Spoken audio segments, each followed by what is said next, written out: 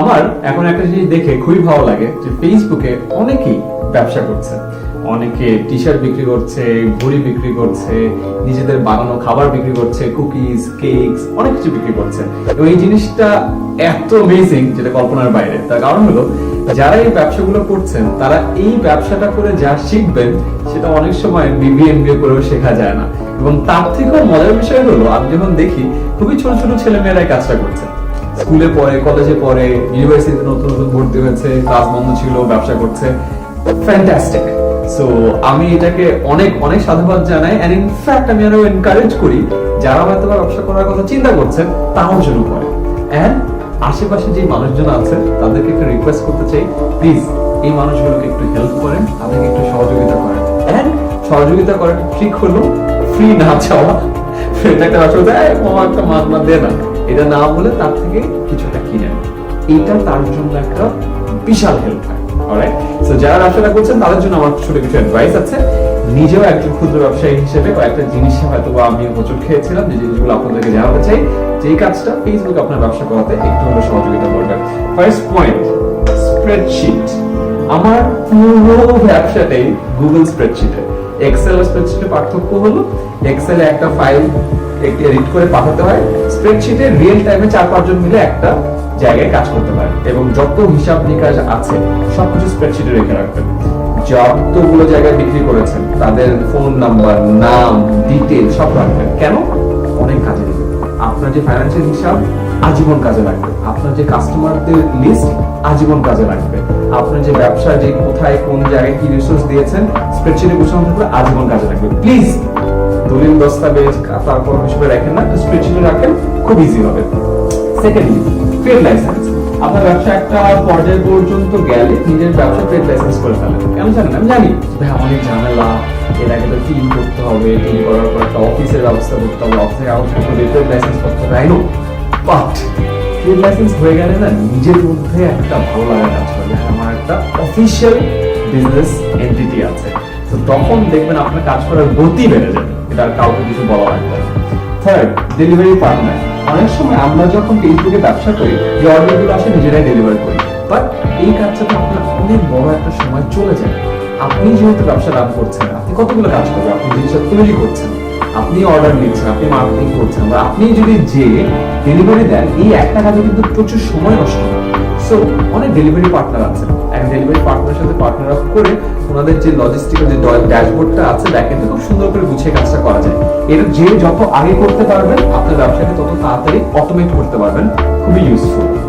Fourth, খুবই important, ব্যবসা তো ডিপেন্ড করছে আপনার সেলস কত, এবং আপনার সেলস ডিপেন্ড করছে আপনার ডিজিটাল মার্কেটিং এর স্কিলস কত ভালো। সো মেইনলি ফেসবুক নিয়ে আমরা ফোকাস করি। ফেসবুক পেজ এবং গ্রুপ চালানোর দক্ষতা খুব বেশি থাকা দরকার। ফেসবুকের পোস্টগুলো স্কোয়ার থাকা দরকার, ফেসবুকের ভিডিওগুলো স্কোয়ার হলে ভালো পারফর্ম করে, কারণ বেশি অংশ জুড়ে দেখা যায়।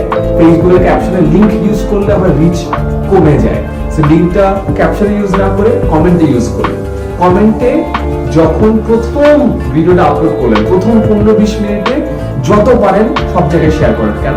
প্রথম 15-20 মিনিটে ভিডিওটা যত বেশি ভিউ পাবে, ফেসবুকের অ্যালগরিদম ভাববে যে ভিডিওটা অনেক বেশি ভালো এবং আরো অনেক মানুষের কাছে পৌঁছাবে। অনেকে যেটা করে আপলোড করার পর 1 ঘন্টা পর আসে কমেন্টে রিপ্লাই দিতে, 1 ঘন্টা পর আসে শেয়ার করতে। ওটা না করে আপলোড করার সাথে সাথে সব জায়গায় শেয়ার করে দেবেন, কমেন্টে রিপ্লাই গুলো দিবেন। তাহলে যত বেশি এনগেজমেন্ট বাড়ে তত বেশি পোস্টে রিচ বাড়ে। অনেক সময় আমরা অনেক জায়গায় বিরক্ত হই যে কেন কখনো প্রাইসটা বলা থাকে না, প্রাইসটা কেন ইনবক্স করতে বলা হয়। এটা একটা ট্রিক। তার কারণ হলো প্রাইস জানতে চাইলে অনেকজন মানুষ জিজ্ঞাসা করে এবং তার ফলে এঙ্গেজমেন্টটা বাড়ে। এবং আরেকটা হলো এটা একটা কোয়ালিফাইড লিড, যে কিছু কিনতে চাইছে তার সাথে ইনবক্সে কথা বলা শুরু হলে বিক্রিটা আসলে বেটার হয়। যাই হোক, অনেক সময় অনেকে বিরক্ত হয়, বাট এটা অ্যাকচুয়ালি রিজন ক্লিয়ার করা ফেসবুক মার্কেটিং এর জন্য এই জিনিসটা দরকার। সো ফেসবুক মার্কেটিং এ কিভাবে ছবি তৈরি করতে হয়, ক্যানভা ফ্রিতে অনেক টেমপ্লেট দেয়া আছে, আপনি চাইলে খুব ইজিলি ছবিগুলো ডিজাইন করতে পারেন। নেওয়ার একটা ভিডিও আছে। ভিডিও কিভাবে এডিট করতে হয়, ইনশট আপনার নামিয়ে এনে খুব সিম্পলি রেকর্ড করবেন, প্রিন্ট করবেন, টেক্সট অ্যাড করবেন, আপনার ভিডিও হয়ে যাবে। কারো কোনো হেল্প দরকার নেই, দুটোই ফ্রি সফটওয়্যার। ক্যানভা দিয়ে ছবি পোস্টার এডিট করা এবং ইনশট দিয়ে ভিডিওগুলো এডিট করা। এটা হয়ে গেলে কিন্তু আপনার সব কন্টেন্টও চলে আসছে। অভ্র দিয়ে বাংলাটা টাইপ করবেন, দারুন। একটু যদি মার্কেটিং স্কিল থাকে আর কন্টেন্ট তৈরি করতে পারেন, আপনার মার্কেটিং কাজটা হয়ে যায়। মার্কেটিং থেকে আরেকটা ইম্পর্টেন্ট পার্ট হলো কমিউনিটি তৈরি করা।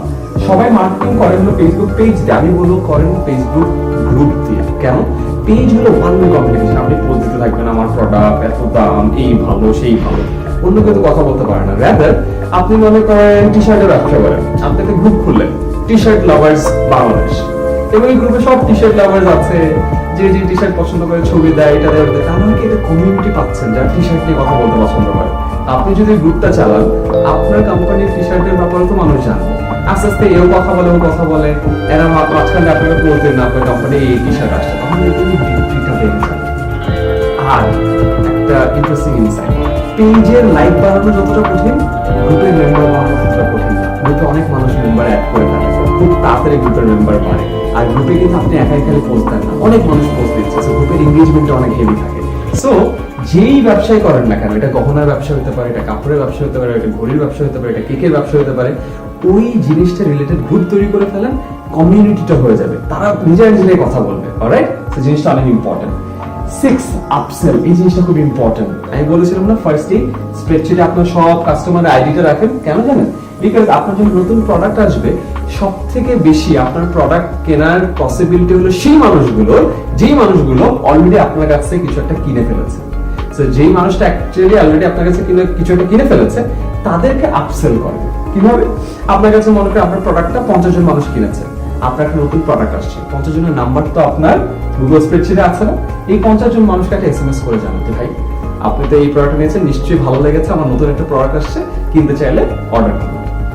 এই মানুষগুলো অলরেডি আপনার কাছ থেকে নিয়েছে 50 জন, তারা জানে আপনার কোয়ালিটি ভালো, তারা আপনাকে চিনে, তারা আপনার উপর আস্থা রাখে। এই 50 জনকে যদি আপনি এসএমএস করে জানান বা ফেসবুকের মাধ্যমে জানান, তারা ওই প্রোডাক্টটা কেনার পসিবিলিটি অনেক বেশি। সো যারা কিনে রেখেছে, নতুন প্রোডাক্ট আসে তাদের কাছে আপসেল করে। সো আপনি এখন আগে বুঝতে পারছেন যে আপনি যখন নতুন একটা প্রোডাক্ট নিয়ে আসবেন, সবার আগে আপনার কাছে মার্কেট করতে হবে যেটা অলরেডি আপনার প্রোডাক্টটা নিয়েছে। 7 ভার্চুয়াল টিম। এখন যদি সবাই ওয়ার্ক ফ্রম হোম করছে, আপনি চাইলে কিন্তু এই যে ডেলিভারি পার্টনার, এটার কাজ একজনকে দিয়ে রাখতে পারেন, সে ভার্চুয়ালি ড্যাশবোর্ডে সবকিছু ম্যানেজ করবে, ডেলিভারি হয়ে যাবে। আপনার মার্কেটিং এর কাজ আছে, মার্কেটিং এর কাজ একজনকে দিয়ে দেন। একটা স্টুডেন্ট মনে করেন যে ভালো মার্কেটিং এ, তারও একটু এখন টিউশনই নাই, তো সেও চাই যে কিছু একটা যদি কাজ করতে পারে তারও সুবিধা, তাকে এটা কাজ দিয়ে দেন। অনেক সময় কমিশন বেসও করতে পারেন, যে সে যতগুলো সেলস আনবে ওটা একটা সার্টেন পার্সেন্টেজ পাবে, তারও লাভ, আপনারও প্রেশার থাকলো না। সো ভার্চুয়ালি কিন্তু আপনি টিমটা তৈরি করতে পারেন, এবং অনেক মানুষ এই কাজগুলো করতে চায়।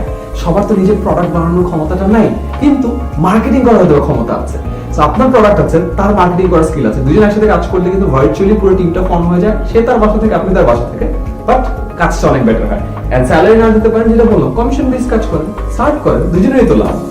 And finally economy of scale. যে কোনো একটা প্রোডাক্ট যখন আপনি করছেন, একটা প্রোডাক্ট তৈরি করে ওইটা বিক্রি করে আসতে পুরো যে সাইকেলটা করতে হয়, 10টা প্রোডাক্টের ক্ষেত্রে অনেকটা কাছাকাছি।